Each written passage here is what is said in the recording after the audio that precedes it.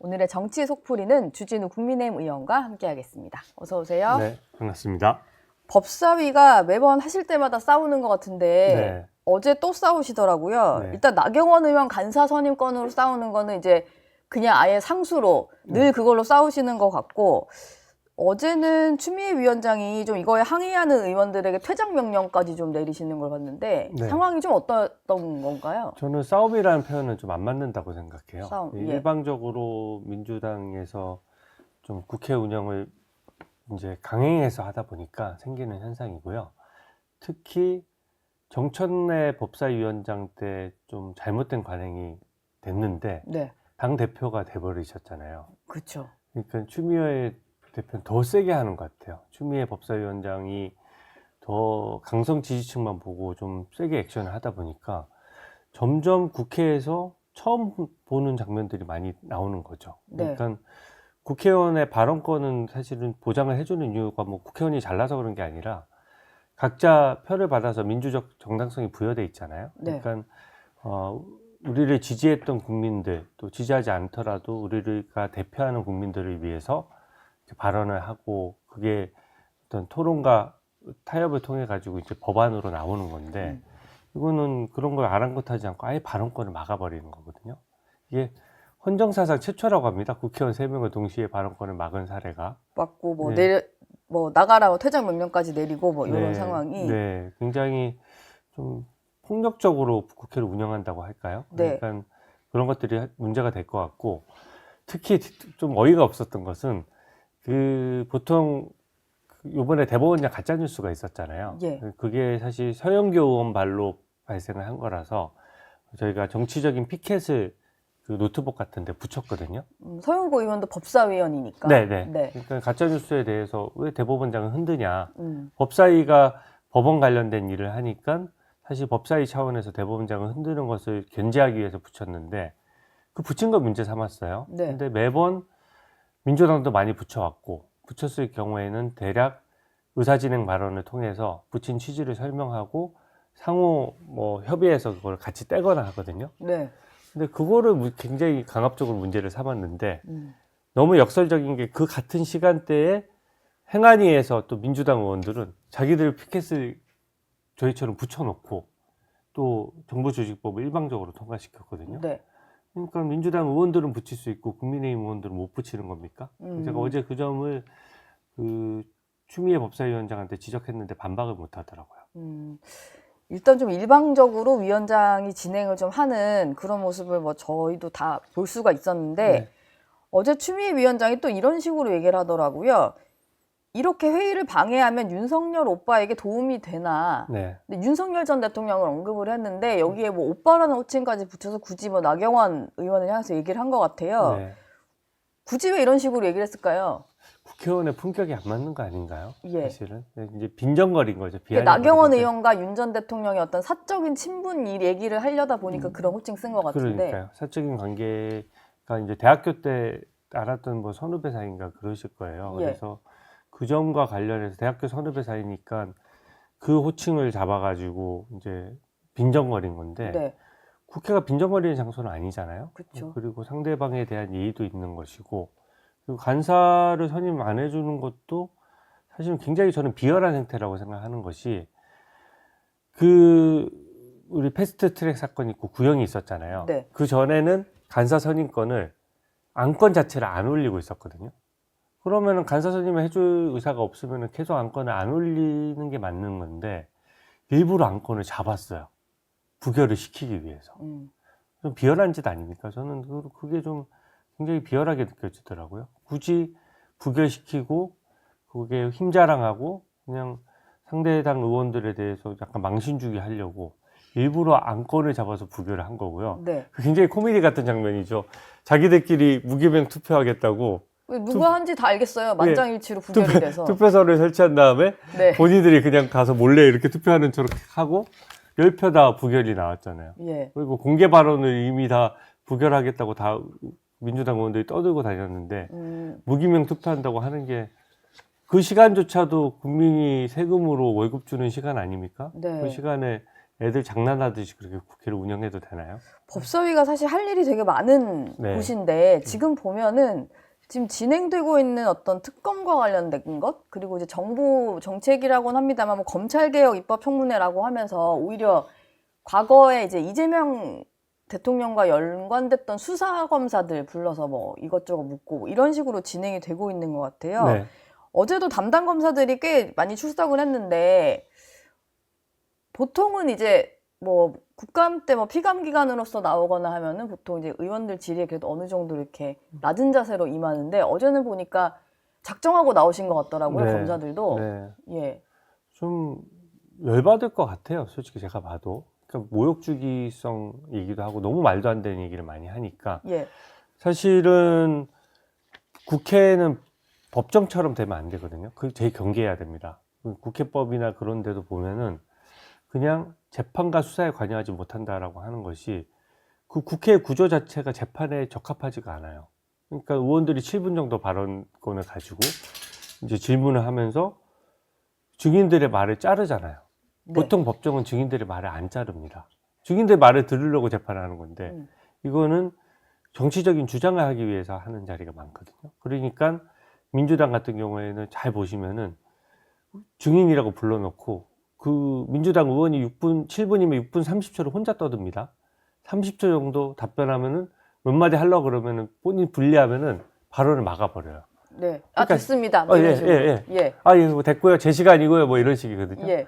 그 얘기는 뒤집어 보면 재판에 아주 적합하지 않은 구조고 거기서 재판하려고 하면 안 되는 건데 실제로 재판하듯이 한 거예요. 그러니까 검사들 입장에서는 굉장히 수사했던 검사를 오히려 그 범죄자와 범죄자를 편드는 사람들이 불러서 닥달하는 꼴이거든요. 예. 어제 제일 좀 충격적인 장면은 민주당 김기표 의원이 김용 전 민주연구원 부원장의 변호인 출신이에요. 네.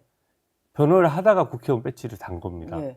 그것도 좀 황당해요. 사실 민주연구원 부원장 같은 경우에는 그 지지난 대선에서 대선 자금을 6억 원이나 현금을 유동규로부터 받은 사람이거든요. 네. 그렇게 해서 1심, 2심까지 다 유죄가 났습니다. 그러면은 당시 대선 후보였던 이재명 대통령이 그 사실을 모르고 받았으면 선을 그어야 되는데 거기 변호했던 사람들에게 공천까지 해준 거예요. 저는 거의 공범에 대한 자백 아니냐 이런 생각이 들 정도로 그것을 예우를 해주는 겁니다. 네. 몰래 돈 받은 사람이 있으면은 질타를 하거나 뭐라고 하는 게 아니라 감싸는 거죠. 그게 저는 직관적으로 공범으로서의 모습이라고 생각하고요. 네. 그 김용을 변호했던 김기표 변호사가 국회의원이 돼서 증인으로 현재 김용을 변호하고 있던 동료 변호사를 불러서 자기들끼리 질문하고 자기들끼리 답변하는 거예요. 그런 모습이 있었군요. 그래서 네. 김용 연구원 부원장이 마치 뒤집어 썼다라고 하는데 그 장면만 보시면 국회의원이 뭔가 증인을 불러서 왜 김용 민주연구원 부원장에 대해서 막 사건에 대해서 물어보니까 그렇듯하게 들리거든요. 네, 뭔가 실체를 파헤치는 것처럼 보이지만 네. 실제로 보면은 나란히 앉아서 변호했던 동료 변호인들끼리 전현직 변호인이네요. 네, 북치고 장구치고 하는 거예요. 김용 연구원 부원장 사건 조작된 거죠? 예, 조작된 거 맞습니다. 뭐 이런 식인 거죠. 그 뭐 또 한 분 더 있으시잖아요. 박균택 의원도 그 그렇죠. 대북 송금 사건 관련해서 변호를 좀 하셨던 분이잖아요. 그러니까 박상용 검사가 바로 치봤잖아요. 그러니까 왜 그러냐면 박상용 검사가 마치 사건을 조작한 것처럼 하니까 아니 그 의원님이 변호인 시절에 다 그런 주장해서 법원에서 안 받아들였지 않습니까? 이런 얘기를 하는 거거든요. 예. 오히려 본인이 수사한 이화영 전 부지사 사건은 대법원에서 3심까지 가서 확정 판결이 났고 네. 7년 8개월형이 확정된 거죠? 네. 검사나 판사는 사실은 언론도 잘 나오질 않습니다. 근데 제가 예. 얼마 전에 채널A에서 박상용 검사가 출연한 걸 보고 그 내용을 보니까 상당히 의미가 있어서 똑같은 질의를 어제 국회에서 했거든요. 그래서 조금 더 저희는 시간이 많으니까 자세히 질의를 하다 보니까 굉장히 의미 있는 증언이 나왔어요. 예. 그게 뭐냐면은 그 이화영 부지사가 지금 그거거든요. 그 이재명 당시 경기도지사한테 북한에 800만 불 몰래 갖다 주는 거를 보고했느냐 안 했느냐 네. 이게 중요한 쟁점이에요. 예. 근데 저희는 당연히 보고를 했다고 보는 겁니다. 왜냐하면 부지사고 이재명 당시 지사를 위해서 방북 대가로 건너간 건데 모르게 어떻게 일을 추진할 수 있느냐는 거죠. 상식선에서 보고했을 거라고 보는데 실제로 이하영 부지사도 보고했다라고 자백도 했었어요. 네. 근데 민주당 인사들이 다 달라붙다 보니까 나중에 2, 3개월 뒤에 사실은 보복을 하죠. 예. 네, 사실은 허위 자백이었어. 그러면서 연어 짜장면 얻어먹고 나 사실은 그거에 회유됐기 때문에 거짓말 한 거야. 이렇게 우기거든요. 네. 그게 연어 짜장면 주장의 실체예요. 근데 솔직히 국회의원하고 부지사까지 한 사람이 연어 얻어먹고 허위 증언을 한다는 게 말이 안 되잖아요. 근데 어제 그 박상효 검사한테 물어보니까 그 점을 딱 지적하더라고요. 이하영 부지사는 알고 검사는 모르는 내용을 알려줘서 증거를 확보했다 이겁니다. 네. 그러니까 무슨 얘기냐면 그러니까 뭐 회유를 할 필요가 있는 네. 그 대상이 아니었다는 거죠. 알아서 이제 먼저 계속 진술을 했던 네. 사람이니까. 근데 이게 어떤 의미가 있냐면 우리가 살인 사건이 났을 때 네. 살인 도구를 못 찾았어요. 근데 만약에 그 범인이 경찰한테 제가 살인 도구는 어디 산에 파묻었습니다. 라고 해서 그 파묻은 걸 찾았을 때 그걸 찾으면 그 사람은 진범이 확실한 거거든요. 왜냐면은 살해 도구를 묻은 사람이 범인밖에 모르잖아요. 그 사실을. 예. 네. 근데 이하영 부지사의 친척이 국정원 직원이 있어가지고 그 국정원 직원이랑 뭔가 대북 송금 과정에서 상의를 많이 했나 봐요. 그래서 국정원 직원이 그 과정을 또 국정원에 보고도 했어요. 그러니까 이하영 부지사가 그 사실을 알고 있다 보니까 국정원 문건을 잘 보면은 아마 그 당시 대북 송금과 관련된 증거들이 있을 것이다라고 알려줘서 네. 그래서 국정원에 영장을 받아서 그 증거를 확보한 겁니다. 그게 유죄의 확실한 증거를 찾은 거거든요. 그러니까 결과적으로 더 이제 이하영 부지사는만 알고 있는 증거를 이하영 부지사가 얘기를 해서 네. 찾은 거니까 이하영 부지사가 범인일 수밖에 없는 거죠. 근데 이거를 상당히 민주당 입장에서는 괜히 박상용 검사 불러서 이재명 대통령 유죄에 사용될 수 있는 증거만 하나 더 찾은 택이죠. 어제 그리고 이렇게 검사들 불러서 검찰개혁 입법청문회를 했는데 안건은 없었던 것 같은데 조희대 대법원장을 불러서 청문회를 하겠다. 네. 이 안건이 좀 통과가 됐더라고요. 네. 이건 국민의힘에서는 전혀 예상하지 못하셨던 안건인 거죠? 네. 뭐 아니 예상을커녕 예.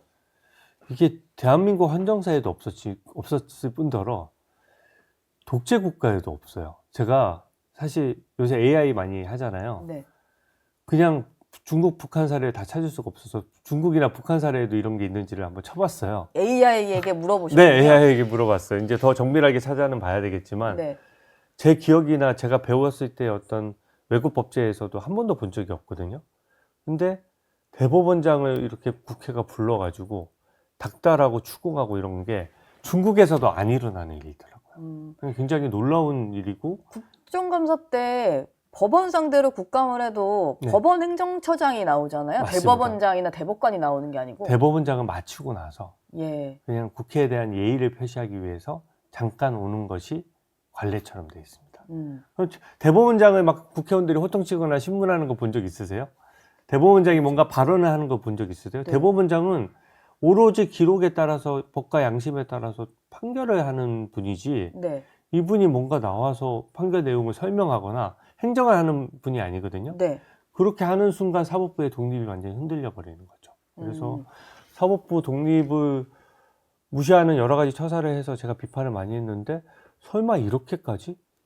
더더군다나 대법원장하고 저 한덕수 총리가 만났다는 허위사실 가짜 뉴스거든요, 완전히. 예. 그러니까 그 최초의 의혹을 제기했던 그 사람들조차도 발을 빼잖아요. 네. 그런 허위사실을 버젓이 유포해 놓고 적반하장격으로 그 대법원장을 불러서 물어보겠다는 거예요.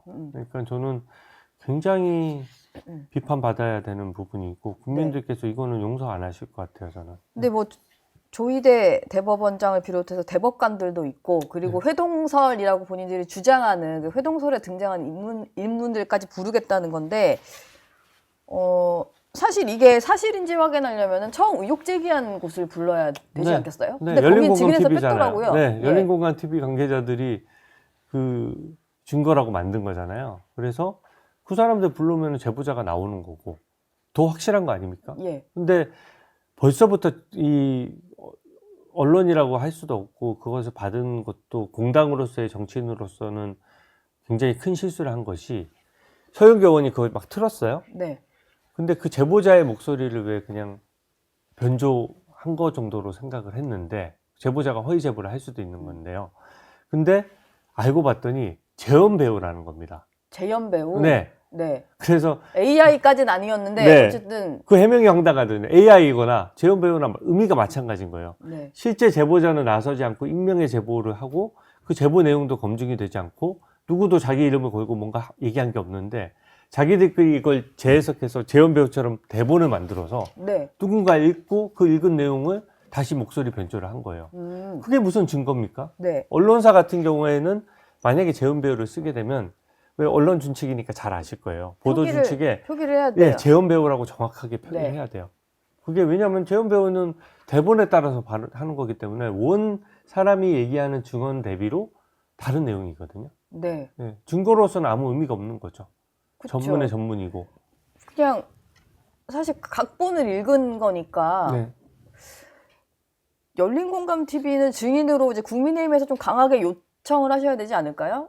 근데, 어차피 할 거면 이제 부르자 이런 식으로. 근데 어제 일방적으로 간사 협의도 없이 안건들도 그냥 자기만 끝나버렸거든요. 만들어서 예. 저는 국회법 위반일 것 같아요. 이거는 그냥 안건을 그래도 뭐 다른 것들 예측이 가능하고 뭐 운이라도 띄웠는데 저희가 증인의 청문회라고 하면서 여는 거 안 알려주다가 기습으로 통과시키니까 네. 저희 입장에서는 지금 말씀하셨던 증인을 신청할 수 있는 기회조차 없는 거죠. 아, 이게 또 증인들 나오려면 시간이 있으니까 일주일 전에는 의결을 해서 뭐 보내야 되고 이런 절차가 있죠. 그죠. 그리고 증인을 신청하려고 그러면 청문회가 열리는 거 뭐 알아야지 증인을 검토하고 누구를 신청할지 정할 거 아닙니까? 예. 그러니까 이거는 기습이라고 하기보다는 혼자서 그냥 민주당이 생쇼를 한 거예요. 그러니까 저희 입장에서는 증인을 신청할 수 있는 기회조차 박탈당한 상태에서 그냥 그걸 일방적으로 통과시킨 거거든요.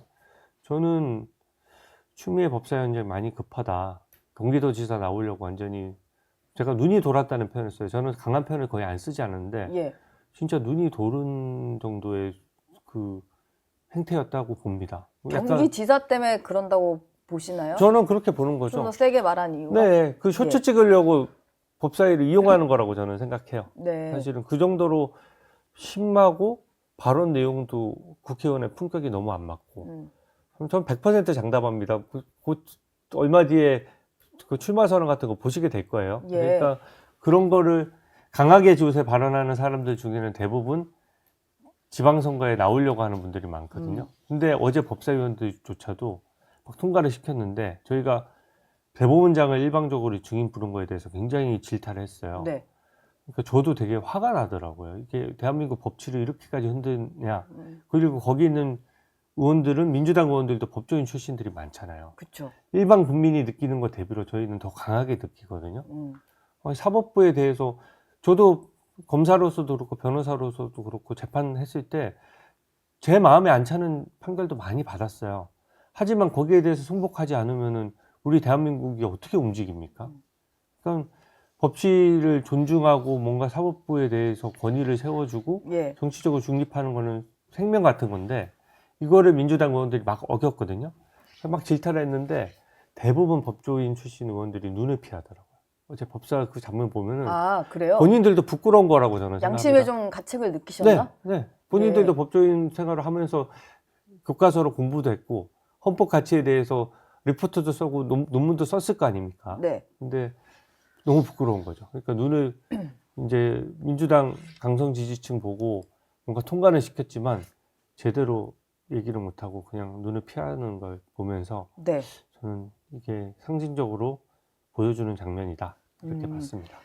근데 어제 조희대 대법원장이 대법원에서 주최한 국제 행사에서 뭐 세종대왕에 좀 빗대서 왕권 강화를 위해서 법치를 활용하지 않았다. 뭐 이런 취지의 얘기를 하시는 걸 들어보면 네. 뭔가 스스로 물러날 생각은 전혀 없어 보이고 사법부 흔들기 시도에 대해서 조용하게 좀 분노하고 계신다는 생각이 좀 들었거든요. 네. 근데 어쨌든 민주당의 목적은 흔들어서 사퇴시키는 거 이게 아닐까 싶어요. 네. 근데 궁극적으로 이렇게 해서 얻으려는 게 뭐가 있을까요? 결론은 이재명 대통령의 어떤 네, 저는 그 이재명 대통령 재판 없애기와 민주당 의원들 관련된 부분들도 있고요. 예. 대법원은 형사적인 것만 하는 거 아닙니다. 행정소송도 하고요. 그리고 일종의 헌법적 판단도 매개됐을 때 하는 경우가 있어요. 네. 그러니까 대통령령이나 이런 것도 위헌인 것들이 있거든요. 근데 저희가 베네수엘라 예를 들었지 않습니까? 베네수엘라가 대법원부터 전부 장악한 다음에 입법 폭주를 시작했거든요. 그냥 폭주가 됐을 경우에 대법원에 제동을 걸면 네. 정치적인 타격을 입고 이제 안 좋게 되잖아요. 그래서 저는 그 관점이라고 보고요. 대법원장은 굉장히 무거운 자리입니다. 사법부 독립을 막는 정말 최후의 뚝 같은 거거든요. 그러니까 아무리 거세게 막 홍수처럼 몰아쳐도 그냥 굳건하게 지키는 거죠. 거기에 대해서 무슨 방송을 하거나 직접 떠들거나 하지도 않습니다. 네. 그냥 묵묵히 그 자리 저는 지키실 것이라고 생각을 하고 아마 판사들도 다 이 상황을 보고 있겠죠. 법관들도 사법부 독립을 흔드는 이 상황을 다 지켜볼 거고 네. 저는 이 사법부의 침묵이 굉장히 민주당이 두려워해야 될 부분이라고 생각해요. 사법부의 침묵이 네, 무거운 침묵이죠, 사실은. 그쵸. 이렇게까지. 예. 네. 사법부는 원래도 발언을 하지 않습니다. 네. 입장도 내지 않고요. 그러니까 이 무거운 침묵에 대해 착각하면 안 되고요. 제일 큰 의도는 그거예요. 대법관을 임명하는 데 있어서 대법원장이 제청해야 되거든요. 예. 대법원장 제청권은 상당한 권한입니다. 네. 그러니까 본인들 입맛에 맞는 아무나 막 대법관을 시킬 수가 없는 거예요. 예. 근데 대법원장이 본인들 입맛대로 바뀌면 가능하니까. 대법관 구성도 마음대로 할 수 있으니까 대법관 구성을 빨리 민주당 입맛대로 하려는 계산도 거기 숨어 있는 겁니다. 네. 출석을 다음 주에 안 하실 것 같다는 생각이 들거든요. 대법원장이. 네. 뭐 그러면 또 민주당이 뭐 동행명령장 발부하고 뭐 이런 식의 똑같이 하겠죠. 아무래도. 근데 사법부 독립을 위해서 저는 안 나오시는 게 맞다고 생각해요. 예. 왜냐하면은 국민 앞에 법원이나 대법원 행정적인 부분은 법원 행정처장이 해명을 해야 되지만 판결에 대해서 어떤 내용을 정치적으로 해명하잖아요. 그러면은 정치적인 중립은 바로 깨지는 겁니다. 그럼 다수당의 입맛대로 다수당 입장에서 마음에 안 드는 판결은 무조건 비판하겠죠. 예. 이게 지금 그런 꼴 아닙니까? 이재명 유죄 줬다고 대법원장 부르는 꼴이거든요.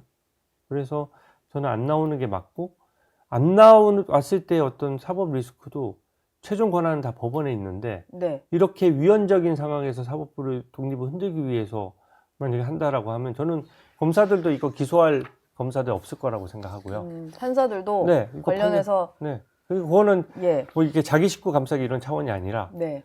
예, 헌법 가치를 지키고 사법부의 독립을 지켜내야 되는 어떤 법원의 결단이라고 보는 거죠. 예. 저희 영상 많이 시청해 주시고요. 좋아요, 구독, 댓글, 알림 설정 꼭 부탁드리겠습니다.